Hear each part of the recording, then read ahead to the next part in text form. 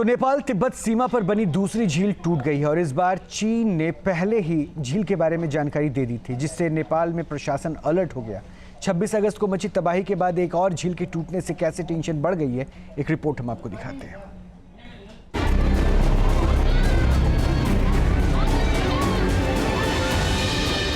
नेपाल की बेत्रावती और त्रिशूली घाटी भयंकर आपदा की मार झेल रहे हैं।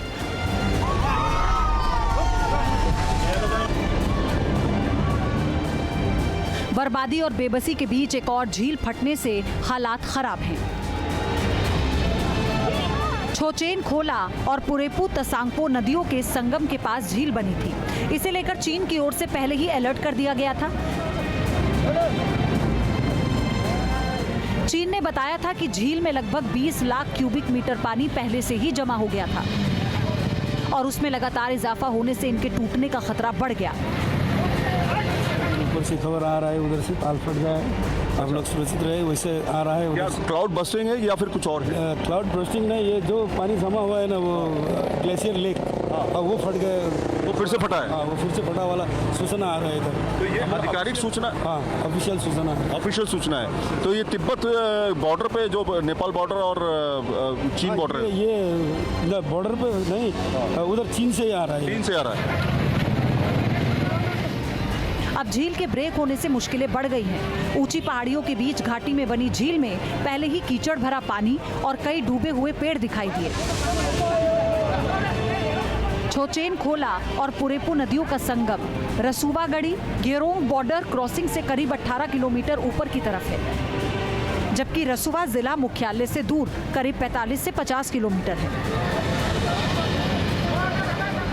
छोचेन और पुरेपु नदियां तिब्बत से निकलने के बाद नेपाल सीमा में दाखिल होते ही आपस में मिल जाती हैं, जहां इसे भोटेकोशी नदी के नाम से जाना जाता है। भोटेकोशी त्रिशूली नदी की प्रमुख ऊपरी सहायक नदी है।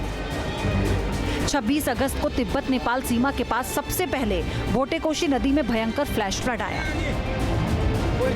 भोटेकोशी का ये विशाल सैलाब नीचे की ओर बहते हुए रसुवा, टिमुरे और सियाब्रुबेसी जैसे इलाकों को उजाड़ते हुए त्रिशूली नदी सिस्टम में मिला, जिससे त्रिशूली का जलस्तर भी कुछ ही मिनटों में कई फीट तक बढ़ गया। आपदा के बाद कई घाटियों और पहाड़ी ढलानों पर कीचड़ की मोटी परत जम गई, जबकि सड़कें और बुनियादी ढांचा डैमेज हो गया। हालात इतने खराब हैं कि आपदा प्रभावित कई इलाकों तक पहुंचने के लिए पैदल रास्ते तक नहीं बचे हैं। जहां रेस्क्यू चल रहा है, वहां भी भारी कीचड़ की वजह से चुनौतियों में कई गुना इजाफा हुआ।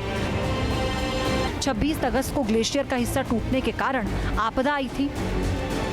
बर्फीले पहाड़ का बड़ा हिस्सा लगभग 1200 मीटर नीचे घाटी में गिरा और उसने लैंडे खोला नदी का प्रवाह रोक दिया। इसी बांध के टूटने से पानी, कीचड़ और चट्टानों और मलबे की विशाल लहर नीचे की ओर दौड़ पड़ी।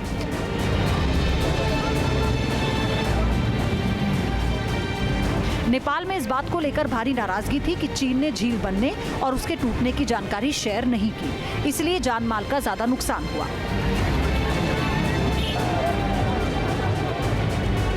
काठमांडू से उठे सवालों के बाद चीन ने दूसरे झील बनने के बारे में नेपाल को पहले ही जानकारी शेयर कर दी।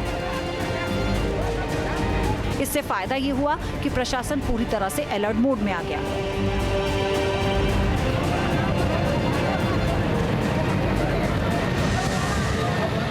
नेपाल भयानक त्रासदी से जूझ रहा है।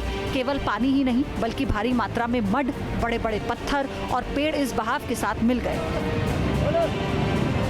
इस भारी और घने मलबे की चपेट में जो भी आया, सब बह गया। शुरुआती अनुमानों के मुताबिक सैलाब की वजह से करीब 200 अरब नेपाली रुपए के आर्थिक और बुनियादी ढांचे के नुकसान का आकलन है।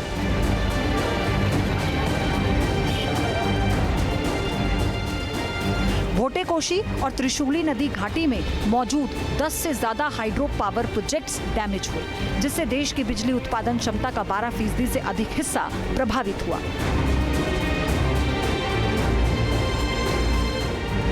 नेपाल चीन सीमा पर रसुवागढ़ी, केरोंग ड्राई पोर्ट और कस्टम इंफ्रास्ट्रक्चर बहने से सीमा पार व्यापार ठप हो गया।